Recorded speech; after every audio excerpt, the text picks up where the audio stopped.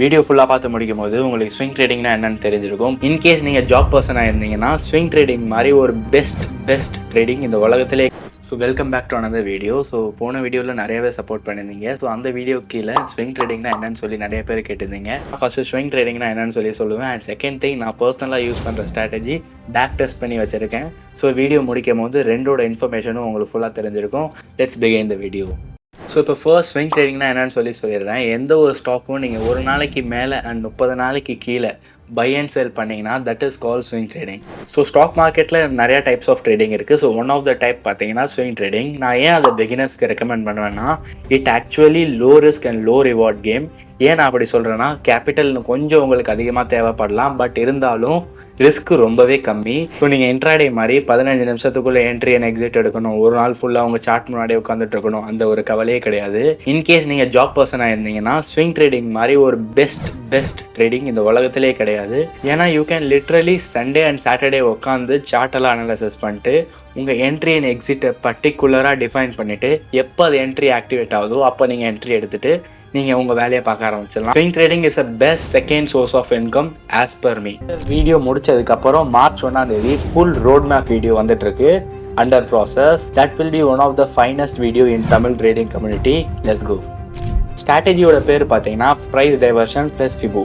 So இந்த ஸ்ட்ராட்டஜியை ஃபர்தராக பார்க்கறதுக்கு முன்னாடி இதோட learning material and free road map வேணும்னா கீழே உள்ள இன்ஸ்டாகிராம் லிங்க்கை ஃபாலோ பண்ணிவிட்டு என்கிட்ட வந்து கேட்டிங்கன்னா நான் உங்களுக்கு ஃப்ரீயாகவே learning resources plus road map பண்ணித்தரேன். ஸோ இப்போ நம்ம டேரெக்டாக மானிட்டருக்குள்ளே போயிடலாம். ஸோ ஸ்டாக் நேம் எங்கன்னு கேட்டிங்கன்னா என்னால் ஸ்டாக் நேமை காட்ட முடியாது as per the SEBI rules and regulation இந்த வீடியோ எடுக்கிறதுனால. ஃபர்ஸ்ட் ஆஃப் ஆல் நீங்கள் இப்போ ஒரு ஸ்டாக் எடுத்துக்கணும். அந்த ஸ்டாக்கில் என்னென்ன க்ரைட்டீரியா வேணும்னா, அந்த ஸ்டாக்கு 2-3 வாரத்துக்கு முன்னாடி ஆல் டைம் ஆகிய கிளைம் பண்ணிவிட்டு சின்னதாக ஒரு மைனர் கரெக்ஷன் கொடுத்துருக்கணும்.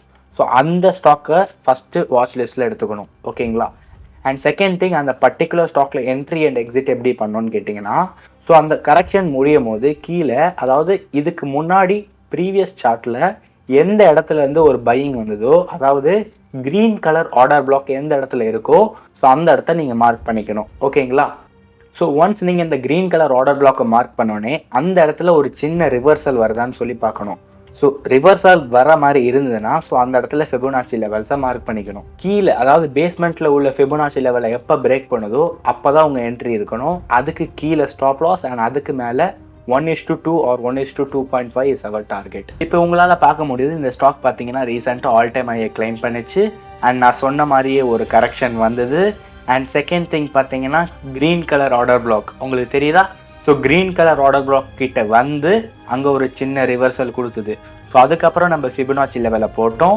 ஸோ ஃபஸ்ட் பேஸ்மெண்ட்டில் உள்ள ஃபிபோனாச்சி லெவல் பிரேக் பண்ண உடனே entry activated, stop loss below that and அதுக்கப்புறம் 1:2 டார்கெட். இதுக்கு வேணும்னா நீங்கள் எஸ்எம்ஏ ஆட் பண்ணிக்கலாம், அதாவது சிம்பிள் மூவிங் ஆவரேஜ்.